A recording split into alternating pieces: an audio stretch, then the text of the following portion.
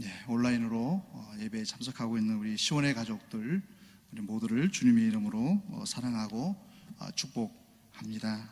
또 수요 기대를 위해서 우리 봉사해 주시는 우리 찬양단 여러분들에게도 진심으로 감사를 드립니다. 오늘 말씀 제목 나의 백성을 위로하여라. 대림절을 보내면서 제 마음속에 주님의 오심이 어떤 의미를 가질 것인가, 이 땅을 살아가는 모든 이들에게 진정한 위로를 주시기 위해서 예수님은 이 땅에 오셨습니다. 제가 어린 시절을 돌아보면서 참 하나님의 은총 속에 지내왔구나라는 생각을 하게 됐습니다. 저는 이제 모태신앙으로 성장하다 보니까 영아부 시절에는 지금으로 충북에 있는 옥천교회에서 신앙생활을 했었는데요. 그때 유아부 선생님이 아직도 기억이 납니다. 아직도 어렴풋하게 모든 내용은 기억할 수 없지만은 유아부에서는 그 당시에 이제 간식이 새우깡이었습니다. 돌돌 마른 종이에다가 새우깡을 담아주셨는데 어린 마음에 또 하나로는 부족하기 때문에 다시금 선생님께 새우깡을 더 달라고 요청을 했을 때도 선생님이 따뜻한 마음으로 웃으면서 안아주면서 새우깡을 담아주셨던 기억이 아직도 생생하게 기억이 납니다. 그리고 제가 초등학교 5학년 때 옥천 삼양초등학교를 다녔는데 그때 김홍준 선생님, 지금은 이제 장로님으로 은퇴를 하셨습니다. 그 장로님께서 반 아이들을 항상 아침마다 축복 기도를 해주셨습니다. 돌아가면서 축복 기도를 해주셨는데 그 선생님의 그 축복의 기도가 생생히 기억이 납니다. 그리고 중학교 1학년이었던 걸로 기억하는데 우리 여창순 선생님, 목회자의 길을 걸어가시고 계시지만 제가 아직은 연락은 닿지 않지만은 그 여창순 선생님께서 중학교 1학년 시절에 우리 반 친구들, 교회학교 반 친구들에게 항상 자신의 집으로 초대를 하거나 아니면 야외에서 통닭을 사주시고 맛있는 것들을 먹여주셨던 추억들이 아직도 생생하게 기억이 납니다. 그 세 분의 선생님들을 돌이켜보면서 제 마음속에 드는 생각이 한결같습니다. 그분들을 통해서 저는 예수님을 봤다라고 지금 고백할 수가 있습니다. 그 선생님들의 모습이 본인들은 그것을 의식하지는 못했겠지만은 따뜻한 돌봄과 그리고 기도와 섬김을 통해서 보여줬던 그들의 모습을 통해서 저는 어렴풋하게 예수님이 가는 이런 분이셨구나, 예수님이 바로 이러한 삶을 살아가셨던 분이시구나 라는 것을 제 마음속에 지금도 느끼고 있습니다. 그래서 지금도 그때 영아부 시절과 그리고 초등학교 5학년 그리고 중학교 1학년 때 그 선생님들과 함께 했던 시간들을 떠올리면서 예수님의 사랑이 아직도 나의 삶 속에 임하고 계시다라는 생각을 많이 하게 됩니다. 오늘 본문에 등장하는 말씀 속에서 광야라는 단어가 등장을 하게 됩니다. 이 광야는 두 가지 의미를 담고 있는데 하나는 죽음의 땅입니다. 죽음의 땅이라는 것이죠. 광야에서는 먹거리가 제대로 없고 그곳에서는 생활할 수 있는 여건이 넉넉하지가 않다는 것입니다. 우리가 이 땅을 살아가는 삶의 모습도 마찬가지입니다. 광야를 걸어가는 삶과 마찬가지입니다. 세상에서 모든 것을 성취하고 누릴지라도 우리가 다다를 수 있는 목적지는 영원한 사망인 것입니다. 더불어서 광야는 삶의 방향을 상실할 수밖에 없는 곳입니다. 어디를 향해서 나아가야 될지 모르는 곳이 광야인 것입니다. 오늘 이 세대를 살아가는 우리 현 시대의 모습들도 바라볼 때 광야와 같은 삶을 살아갑니다. 코로나19로 인해서 어지러워져 있고 그리고 지금의 많은 사람들이 아우성을 칩니다. 어떠한 길을 걸어가야 되고 미래가 어떻게 진행될지를 예측을 못한다는 것입니다. 이런 현실을 제가 목격할 수 있었던 것이 담임 목사님을 모시고 우리 교도소 사역을 하고 계시는 우재현 장로님과 함께 수원구치소 평택지소를 방문을 몇 달 전에 하게 됐는데 그때 지소장님과의 면담의 시간이 있었습니다. 그 지소장님은 그리스도인이 아니었습니다. 아니었음에도 불구하고 진지하게 장로님과 담임 목사님 부족한 종을 이야기하면서 대화를 하는 과정 속에서 교도소의 현실을 얘기해 주시더라고요. 목사님, 예전에는 폭력사범이 많았다는 겁니다. 교도소에도 폭력사범이 많아가지고 그들은 솔직히 다루기가 쉬웠다는 겁니다. 그들이 폭력을 행사할지를 예측을 할 수가 있었는데 요즘의 재소자들은 정신질환자가 많다는 겁니다. 그래서 그들은 예측이 불가능하다는 거예요. 어떻게 튈지 어떤 식으로 행동을 할지를 모르기 때문에 많은 교도원들이 힘들어합니다. 이런 모습이 오늘날 교회 현장에도 드러나고 있지 않겠습니까? 라는 오히려 질문을 하시는 것을 보면서 오늘날 우리 사회의 모습이 외형적으로는 풍요해졌고 많은 것을 누리고 있지만은 그들의 영적인 상태가 과연 어떠한 상태인지를 알 수 있는 답변이었다는 것입니다. 이런 광야를 살아가고 있는 삶 속에서 오늘 본문에 등장하는 세례 요한이 등장합니다. 세례 요한을 광야에서 외치는 자의 소리다, 주의 길을 곱게 하는 자라는 명칭을 자신으로 고백을 하고 있는 것입니다. 세례 요한의 사역은 회개하라, 천국이 가까이 왔느니라. 그리고 수많은 사람들에게 하나님 나라를 선포하고 회개를 촉구하고 세례를 통해서 많은 이들이 혹시 세례 요한이 메시아가 아닐까라는 생각조차 하게 되는 상황까지 오게 됐습니다. 그래서 예루살렘의 산헤드린 공회가 제사장들을 파견해서 레위 지파 사람들을 파견해서 오늘 본문의 말씀처럼 내가 누군지를 묻게 됩니다. 내가 누구냐? 이때 세례 요한의 답변이 무엇입니까? 그 의도를 알고 있었죠. 그래서 20절 말씀에 나는 그리스도가 아니다, 나는 메시아가 아니다라고 답변합니다. 그러면 또다시 그들이 묻습니다. 그럼 내가 엘리야냐?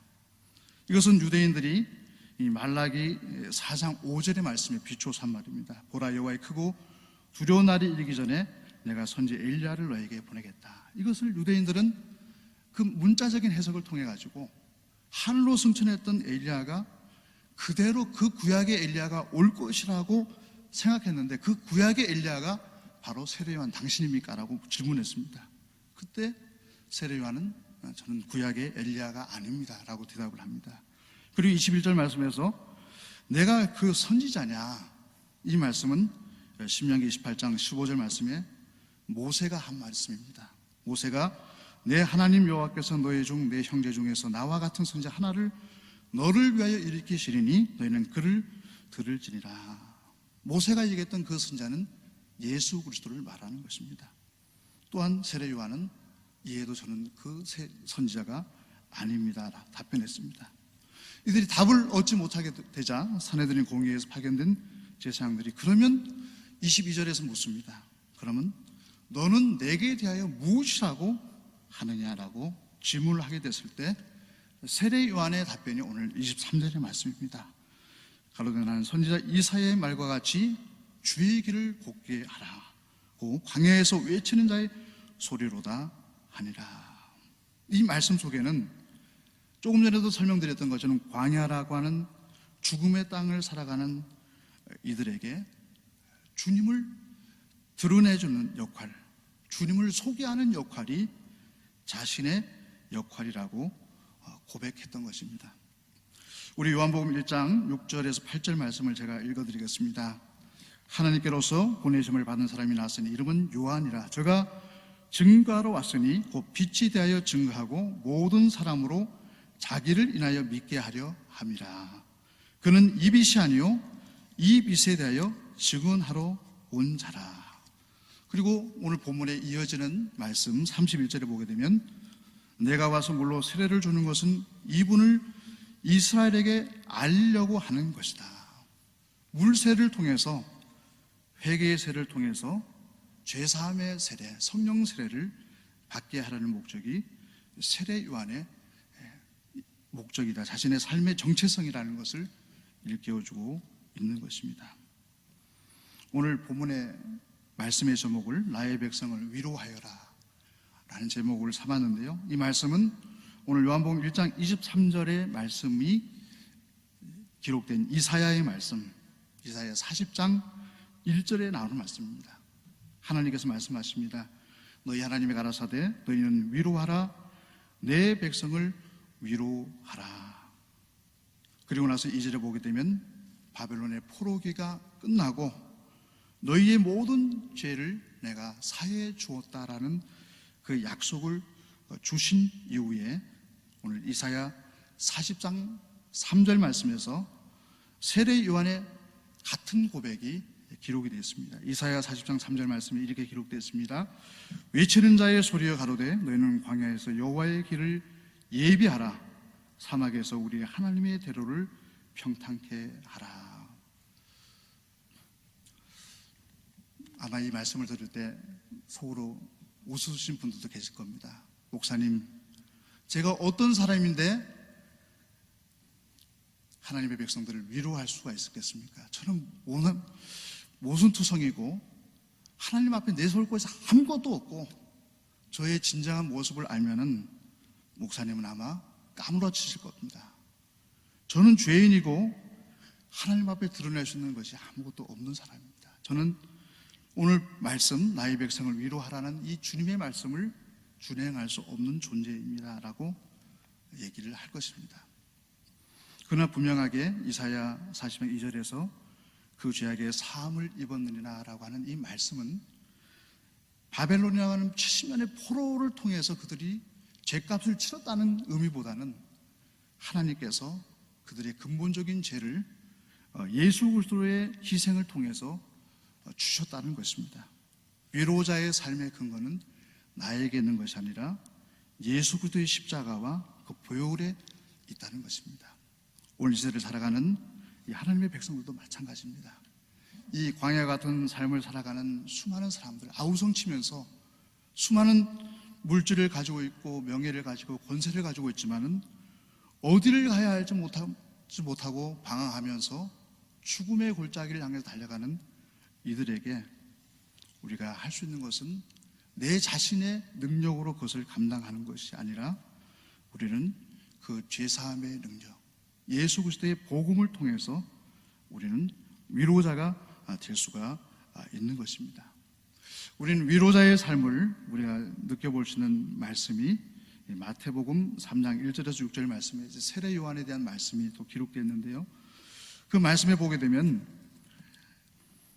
마태복음 3장 2절 말씀에 회개하라 천국이 가까이 왔느니라. 이 말씀을 세례 요한 하고 있다는 것입니다. 이 시대를 살아가는 우리들에게는 하나님께서 복음을 주셨습니다. 그 복음을 우리는 증거하면 되는 것입니다. 그리고 세례 요한에서 얘기할 때 우리 마태복음 3장 4절에 보게 되면 이 요한은 약태 털옷을 입고 허리에 가죽띠를 띠고 음식은 메뚜기와 석청이었더라. 약태 털옷은 이 낙타의 털옷을 말하는 겁니다. 가죽 옷을 말하는 것이 아니고 낙타의 털로 만들어진 옷인 것입니다. 이 낙타 털옷을 입을 때는 보통은 하나님께서 파견한 선지자가 백성들의 그 죄를 위해서 탄식하는 것을 표현하고자 할 때 낙타 털옷을 입었다는 것입니다. 세례 요한은 그 당시에 갈 길을 몰라서 방황하고 있는 이스라엘 백성들을 보면서 탄식했습니다. 같이 공감해 주었고 그들의 눈물을 위로해 주었고 그들에게 주님께서 주신 회개하라 천국이 가까이 왔느니라 복음을 증거하는 삶을 살아갔다는 것입니다. 오늘 이 시대를 살아가는 대림절을 보내고 있는 우리들도 마찬가지입니다. 사망의 골짜기로 달려가고 있는 이 시대의 백성들에게, 우리 이웃들에게, 우리 가족들에게 우리가 할 수 있는 위로자의 삶은 두 가지인 것입니다. 그들의 삶을 공감해주고 그들에게 예수 그리스도의 복음을 증거하면 되는 것입니다. 그 이후의 모든 사역에 대해서는 하나님께 전적으로 맡겨야 되는 것입니다. 그러나 오늘날 우리 그리스도인들의 삶은 어떠합니까? 모든 것을 내려놓고 있습니다. 복음도 전하지 않고 그들의 삶도 돌보지 않고 그냥 하나님께서 모든 것을 하기를 방관하고 있는 우리의 모습이 아닌지 모르겠습니다. 우리 대림절을 통해서 예수님께서 이 땅에 오셨고 다시 오실 예수님을 진정으로 우리가 기다린다면 위로자로 오셔서 이 땅에 오셔서 우리와 함께 공감해 주시고 우리 함께 울고 웃으시면서 우리에게 복음을 전해주셨던 그 예수 그리스도의 삶을 우리가 따라 살아가야 될 것입니다. 우리의 능력으로 하는 것이 아니라 주님의 능력으로 감당하는 것입니다. 그때 언젠가는 분명하게 제가 단언할 수 있는 것은 여러분들이 그 사역이, 제가 어린 시절에 그 가지고 있었던 영화부 선생님, 그리고 초등학교 5학년 때 우리 선생님, 중학교 1학년 때 그 선생님의 모습처럼 어느 누군가의 마음속에는 여러분들을 통해서 예수 그리스도의 사랑이 증언될 것이라는 것입니다. 이를 통해서 그들은 하나님 나라의 백성이 되는 놀라운 역사가 나타나게 될 것입니다.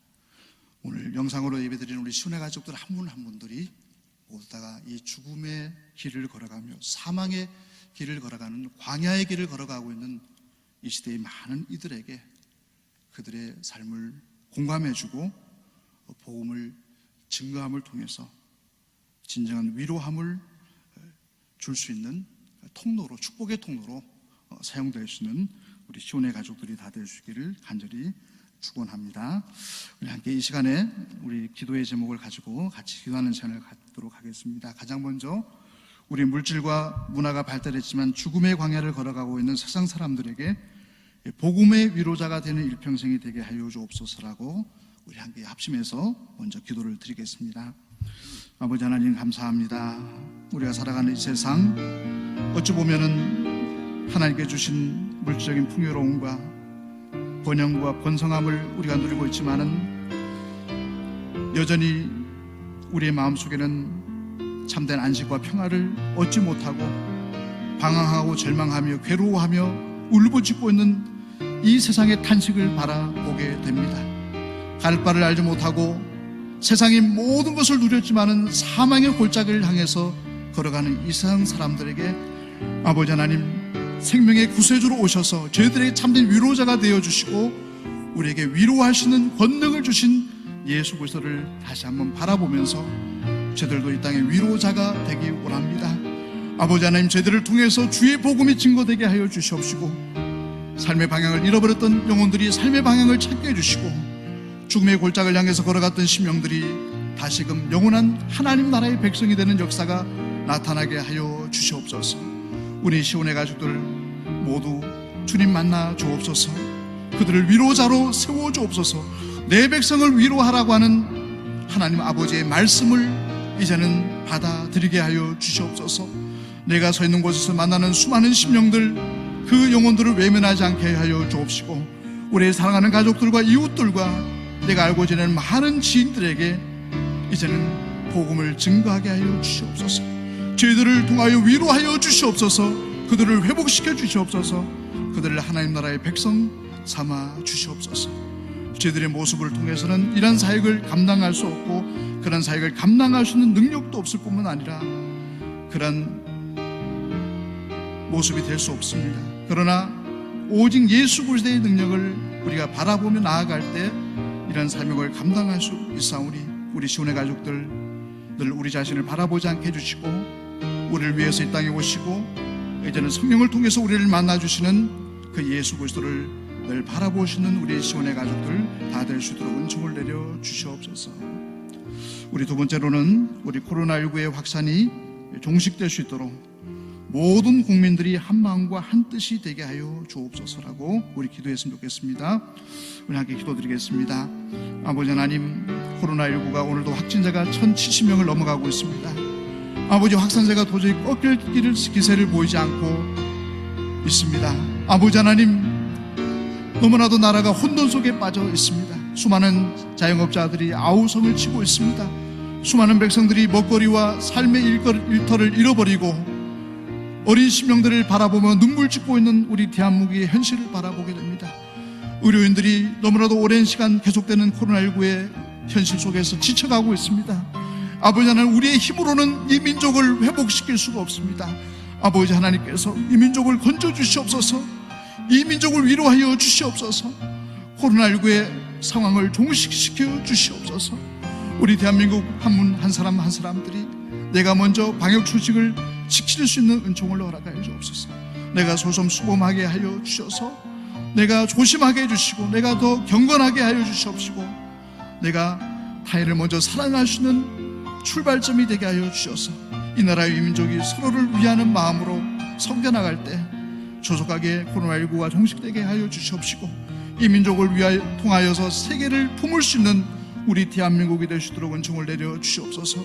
의료진들에게 담대함을 주시고 지치 않는 마음을 허락해 주시옵시고, 국민들을 사랑하는 마음을 주셔서 육신은 피로하나 마음의 위로함을 얻을 수 있도록 의료진들에게도 새 힘을 허락하여 주시옵시고, 우리 한국교회가 이 코로나19를 위해서 합심해서 기도할 때 성령 하나님께서 온 백성들을 감동 감화시켜 주셔서 한 마음과 한 뜻이 되어서 아버지 하나님 조속하게 코로나19의 종식을 위해서 나아가시는 연합이 이루어지게 하여 주시옵소서.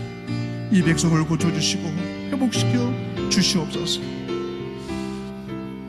우리 마지막으로 우리 시원성교회가 평성지역의 복음의 위로자가 될 수 있도록 기도해 주시기 바랍니다. 우리 60년 전에 우리 시원성교회를 이곳에 세워주셨습니다. 지금까지 많은 복음의 사역을 감당했는데 앞으로도